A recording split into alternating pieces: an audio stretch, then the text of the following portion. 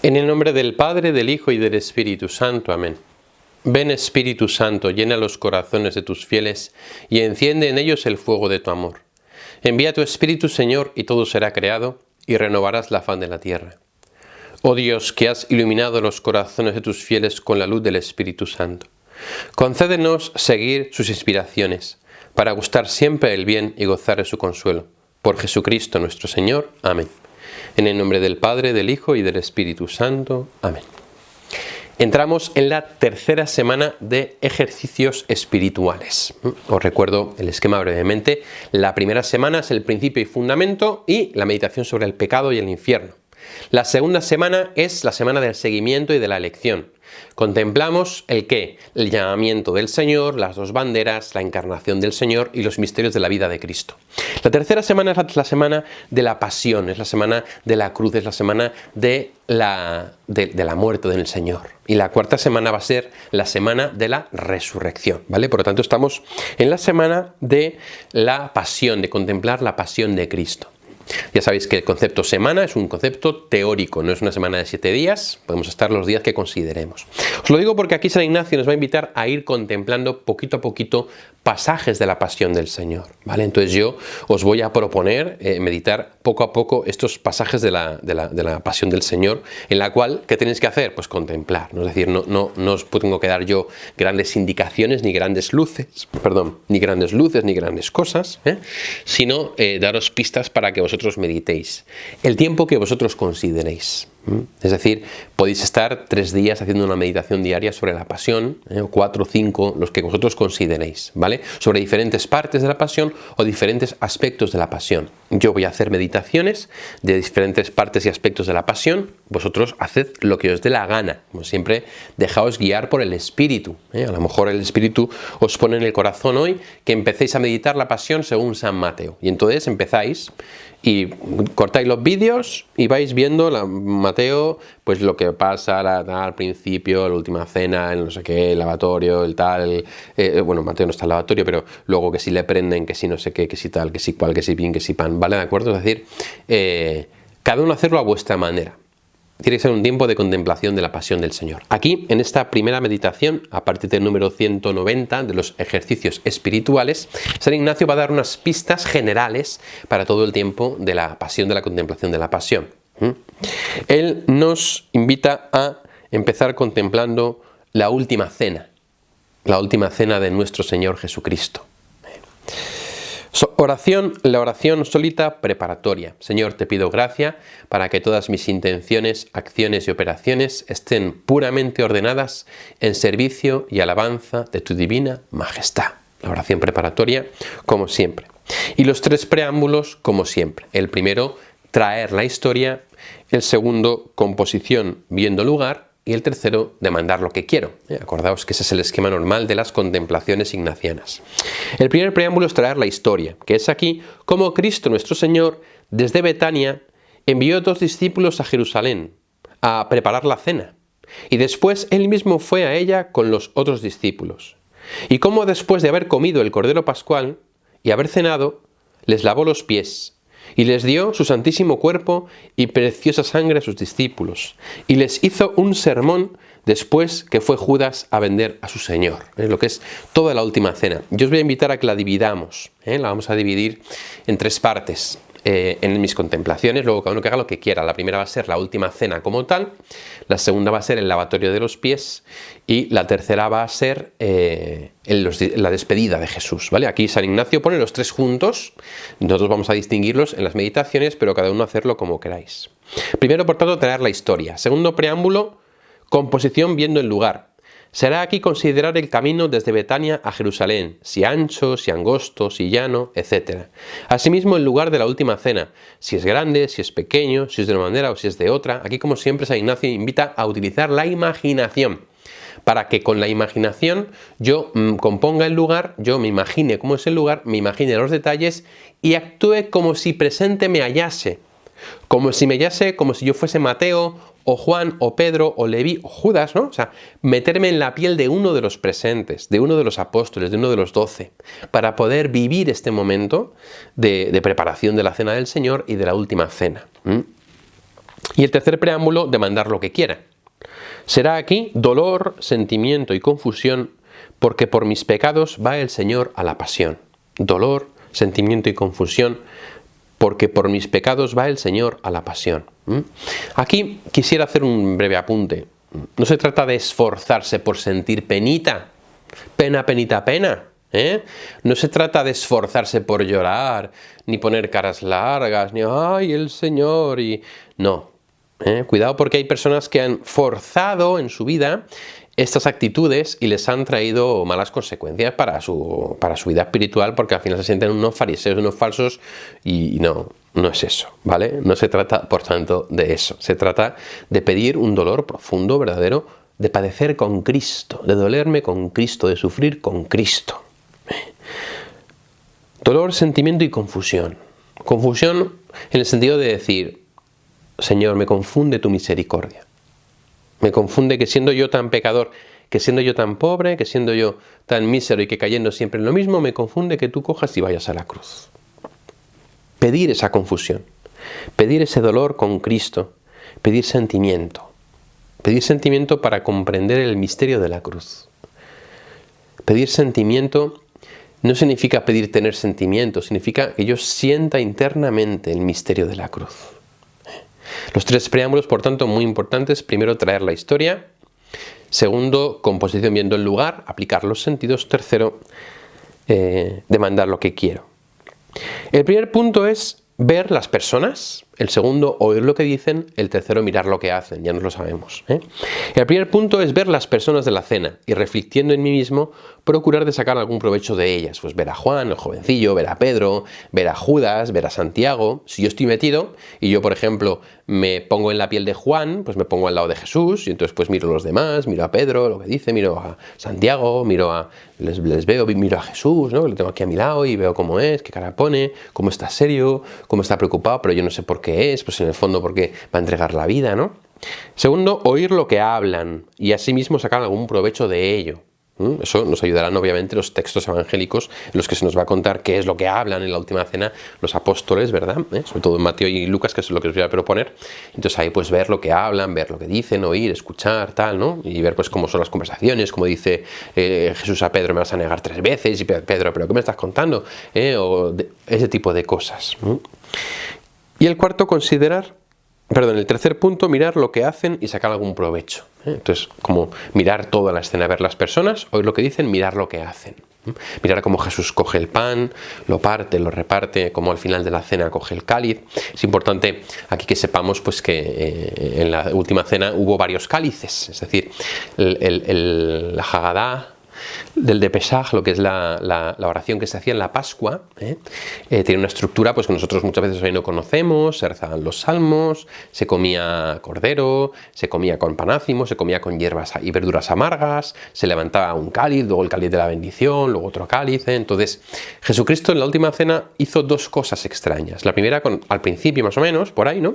No sabemos en qué momento, pero al principio tomó el pan ácimo, lo repartió y dijo, tomad y comed, esto es mi cuerpo que será entregado por vosotros. Luego la cena siguieron con el cordero, siguieron con las verduras amargas, con el Hallel, que son los últimos 5 salmos, del 145 a 150, y al final de la cena el Señor tomó el cáliz de bendición en la última copa, la copa de Beracá, la copa de la bendición, y dijo, esta es mi sangre que se entrega por vosotros. O sea, la última cena fue en 2 momentos distintos la institución de la Eucaristía, al principio con el panácimo, principio medio, y al final con la copa, ¿no? Entonces podemos meternos en el ambiente, meternos en el ambiente de la cena, y en la cena ver esos momentos en los que de repente Juan o Pedro dicen, ¿qué hace Jesús? Porque hace algo diferente al ritual de la Pascua. La Pascua, la Hagadá de Pesaj, el ritual de Pascua tenía su propia estructura. Es como si en medio de una misa de repente un cura hace algo que no tiene nada que ver con la liturgia, ¿no?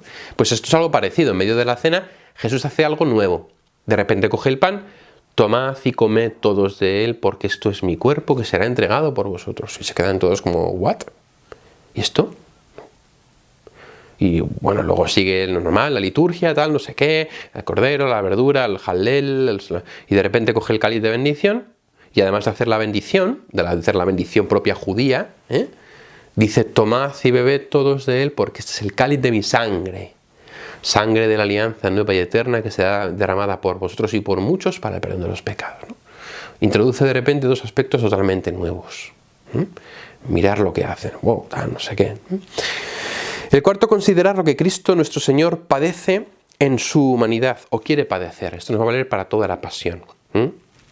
Considerar lo que Cristo nuestro Señor padece en la humanidad o quiere padecer según el pasaje que se contempla. Y aquí comenzar con mucha fuerza y esforzarme a doler, tristar y llorar, y así trabajando con los otros puntos que se siguen. El quinto, considerar cómo la divinidad se esconde, es a saber, cómo podría destruir a sus enemigos y no lo hace, y cómo deja padecer la sacratísima humanidad tan cruelmente. El sexto, considerar cómo todo esto padece por mis pecados y qué debo yo hacer y padecer por él. Estos cuarto, quinto y sexto puntos son unos puntos que nos van a valer para toda la pasión, los tenemos presentes. Primero, considerar lo que Cristo padece en su humanidad, porque así lo elige. El segundo, cómo la divinidad se esconde y podría destruir a sus enemigos si no lo hace. Y el sexto, considerar que lo hace por mis pecados. Fijaos, este triple estribillo San Ignacio nos lo va a introducir ya desde la última cena para esta tercera semana. Lo voy a repetir una vez más, que es considerar lo que Cristo quiere, elige padecer en su humanidad. El segundo, considerar que la divinidad se esconde y que pudiendo destruir a los enemigos no lo hace. Y el sexto, considerar que todo esto lo padece por mis pecados. Con ese triple estribillo podemos contemplar toda la pasión. Y nos propone terminar San Ignacio con un coloquio o diálogo con Cristo nuestro Señor. Obviamente dice aquí, en la nota, que en los diálogos o coloquios hay que hablar y razonar según lo que estamos contemplando, ¿no? Pues o que me haya tentado, o que estoy en consolación, o que quiero una virtud, que quiero otra cosa, ¿no? Entonces, según que quiero dolerme o gozarme, y pidiendo alguna cosa que más eficazmente deseo. Es decir, aquí San Ignacio, como dice el diálogo, aplícalo, adáptalo a lo que tú necesitas, a lo que tú estás contemplando en este momento, en este instante. Entonces, pues a lo mejor te puede ayudar, dice, a hacer solo un coloquio con Cristo, o si la materia le conmueve puede hacer 3 coloquios, uno con la Madre, otro con Cristo, otro con el Padre, como está mandado en lo de 2 banderas, ¿no? Aquí San Ignacio hace una pequeña aclaración sobre los diálogos, porque obviamente en los diálogos de pasión, en los diálogos de la pasión de Cristo, pues el Señor, pues el diálogo, quiero decir, va a ser de un modo lógico y normal, pues sobre pasión, ¿no? En este caso, en el caso de la última cena, pues va a ser sobre la Eucaristía, ¿no? La Eucaristía en el contexto pascual. Yo os invito a que contemplemos la última cena, o bien en Mateo 26, 6 a 35, Mateo 26, 6, 35, o bien, yo prefiero particularmente, Lucas 22, 1, 38. Lucas 22, 1, 38. O bien Mateo 26, 6, 35, o bien Lucas 22, 1, 38. Os voy a invitar a contemplar eso, que lo vayáis leyendo, que hagáis lo que dice San Ignacio, oración preparatoria, traer la historia, composición viendo el lugar, pedir lo que quiero, y luego ver las personas, oír lo que dicen, mirar lo que hacen, con esos 3 puntos que decía San Ignacio, cómo el Señor elige sufrir, cómo la divinidad se oculta y cómo lo hace por mí. Y después terminar con un diálogo, ¿vale? En Lucas 22, primero se nos habla de la conspiración de los sumos sacerdotes junto con Judas contra Jesús y cómo acuerdan la traición.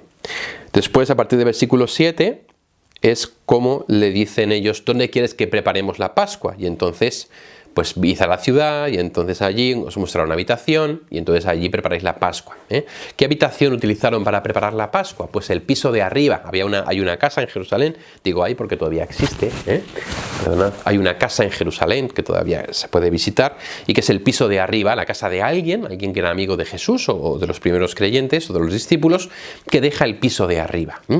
Quedaos con ese piso de arriba, porque en ese piso de arriba, que si alguno habéis ido a Tierra Santa lo habréis visto, es el lugar donde tuvo lugar la última cena, es el lugar donde se reunieron los discípulos después de la muerte del Señor, es el lugar donde se apareció el Señor resucitado a los 12, y es el lugar donde se derramó el Espíritu Santo en Pentecostés, ¿vale? Esa habitación de arriba, imaginadla bien, porque es un lugar que nos va a acompañar en varias de las meditaciones, en varias de las contemplaciones. Es el mismo lugar el lugar donde también dicen los judíos que está enterrado el rey David. Se llama el cenáculo. El cenáculo. Después la cena pascual, versículo 14, Lucas 22, 14, donde toma el pan, hace la bendición. Fijaos que aquí en Lucas, versículos 14 y siguientes, se conserva un poquito del esquema de la última cena, porque al principio dice que Jesús toma un cáliz, dice la acción de gracias, después toma el pan y dice que es su carne, y luego toma otro cáliz y dice que es su sangre, ¿no? Se conserva un poquito más de lo que es la cena pascual, que como os digo, comenzaba con el rezo de los salmos, seguía con una copa de un cáliz que se bendecía, después se comía las verduras amargas, se comía el cordero, había otro cáliz, luego se rezaba el Hallel, los 5 salmos del Hallel, del 145-150, y luego estaba la copa de bendición, en la cual había una bendición judía, y después, ¿no? Pues en medio de esta cena el Señor coge el pan y de repente dice: tomad y comed todos de él, esto es mi cuerpo que será entregado por vosotros, ¿no? Entonces, imaginar el impacto que suscitó esto en los 12, en los discípulos, ¿no? Que de repente Jesús diga eso. E imaginaos que lo oís por primera vez, estáis en una fiesta. Entonces, en la fiesta judía, la liberación de Israel, momento de fiesta, de Pascua, de vino, de bebida, estaban borrachillos, como nos dice el Evangelio, que se quedaban dormidos en Getsemaní, pues estaban vencidos por el vino. Y en medio de la fiesta Jesús coge pan y dice: esto es mi cuerpo, que será entregado por vosotros. Está metiendo de repente en medio de la fiesta un factor de pasión. Está diciendo: esto es mi cuerpo que va a ser entregado. Esto es mi sangre que va a ser derramada, ¿no? Está anticipando su pasión y le está dando un significado. No es un accidente, no es que pase, ay, que se me ha ido de las manos, ay, que no. Jesús es consciente perfectamente de lo que va a pasar. Esto es mi cuerpo que será entregado por vosotros. Será entregado. Entonces en ese momento, pues los discípulos se quedarían como un poco rayados, comerían el pan eucarístico, y lo comerían solemnemente, seguramente en un momento de silencio, porque eso no entraba dentro de la liturgia, de la Haggadah de Pesaj, de lo que es la Pascua, el rito de la Pascua. Entonces lo comerían, ¿no? Seguramente sin ser muy conscientes de lo que estaban haciendo, ¿no? La primera Eucaristía, primera cena, primera misa. Luego continuaría el rito, la fiesta, el vino, no sé qué, el cordero, tal. Y al final de la cena, acabada la cena, como decimos en misa, coge el cáliz de la bendición, un cáliz bonito, era un cáliz ornamentado, era un cáliz currado, era un cáliz especial que se utilizaba solo ese día del año, no era un cáliz de madera como en el Indiana Jones, no, era un cáliz pues con filigranas, dorado, con piedras. El cáliz se conserva en Valencia, lo podéis buscar, el Santo Grial está en la Catedral de Valencia, es el cáliz que utilizó Cristo para la última cena. Ahí vemos cómo era, pues de piedra labrada, pues con adornos, ¿no? Y se guardaba para esa fecha, no era un cáliz cualquiera, ¿no? El cáliz de bendición. Y el cáliz de bendición, el Señor lo coge y después de la bendición, de la veracá, después de decir la bendición judía, en lugar de beber, dice: tomad y bebed todos de él, porque este es el cáliz de mi sangre, sangre de la alianza nueva y eterna, que será derramada por vosotros y por muchos para perdón de los pecados. Imaginaos cómo se quedan todos los discípulos, ¿no? Se quedan alucinados diciendo: ¿what? ¿Esto qué es? ¿Qué dice? Se quedan en silencio. Son conscientes de la gravedad de las palabras que está diciendo. Jesús es Dios. Se salta el ritual judío de la Pascua para introducir algo de su propia cosecha. ¡Wow! Y dice que es su sangre, derramada por vosotros y por muchos. Está ya anticipando lo que va a pasar en unas pocas horas. Su muerte en la cruz. Sangre de la nueva alianza. La nueva alianza había sido prometida por Jeremías 31, versículo 31. El Señor haría una nueva alianza. Y en esa nueva alianza ya no habría sangre de corderos, de carneros o de machos cabríos, sino la sangre de Cristo. Ya no habría que entrar año tras año al santuario para ofrecer sacrificios, sino que seríamos santificados por la oblación del cuerpo de Jesucristo hecha una vez para siempre. Comenzaba la nueva y eterna alianza. Una alianza nueva y eterna que ya no iba a pasar. Hubo muchas alianzas en el Antiguo Testamento: la alianza con Adán, la alianza con Noé, la alianza con Abraham, la alianza con Moisés, la alianza con David. Esta es la nueva y eterna alianza, la última de las alianzas, la que el Señor ha hecho en su Hijo con la humanidad, con la Iglesia. sangre de la alianza nueva y eterna, que será derramada por vosotros y por muchos para el perdón de los pecados. Ahí en la Eucaristía el Señor está dando un significado expiatorio a su muerte. Está diciendo, voy a morir en la cruz por vosotros y por muchos. Y en esos muchos estábamos nosotros, porque con la última cena Jesús dice a los 12, por vosotros y por muchos, ahí estaba yo, ahí estabas tú, que somos parte de los muchos que hemos creído en el Señor y que le hemos conocido. Por vosotros y por muchos, para el perdón de los pecados. Por su sangre se perdonan los pecados, no por la sangre de los toros machos cabríos o por los sacrificios humanos, por la sangre de Cristo. Y después Lucas contiene un pequeño discurso de despedida, que yo os invito a meditar también, a partir del versículo 21, en el cual pues habla un poco con los discípulos, habla de que el más importante es el más pequeño, también predice las negaciones de Pedro y también les habla de la crisis que llega. Podemos contemplar este pasaje precioso de Lucas 22, 1 hasta el 38, en el cual pues contemplamos la última cena, la institución de la Eucaristía. Y una vez contemplado, pues lo que decíamos, aplicando los puntos, ver las personas, oír lo que dicen, mirar lo que hacen, con esos otros 3 puntos que decía, ¿no? San Ignacio, el primero ver cómo Dios elige sufrir, el segundo cómo la divinidad se esconde y no destruye a los enemigos, y el tercero cómo lo hace por mis pecados. Acabar con un diálogo con Jesús Eucaristía, Jesús Eucarístico, con Jesús que se ha querido quedar ahí en la Eucaristía por ti, contigo, para ti. Una Eucaristía que se ha instituido para que entremos en comunión con Él, que es la carne de Cristo, que es la sangre de Cristo, que es Cristo, en la cual Dios está, en la cual verdaderamente el Señor está presente para que le hablemos, para que dialoguemos, para que le comamos, para que entremos en comunión con Él. El regalo más grande que Dios nos ha hecho es su propio cuerpo. Dice el Concilio Vaticano II que la Eucaristía es el mayor don de la Iglesia porque es Cristo mismo que se nos da totalmente en el misterio eucarístico.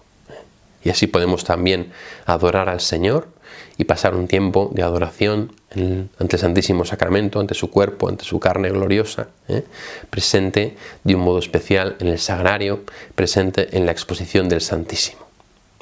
Gloria al Padre y al Hijo y al Espíritu Santo, como era en el principio, ahora y siempre, por los siglos de los siglos. Amén.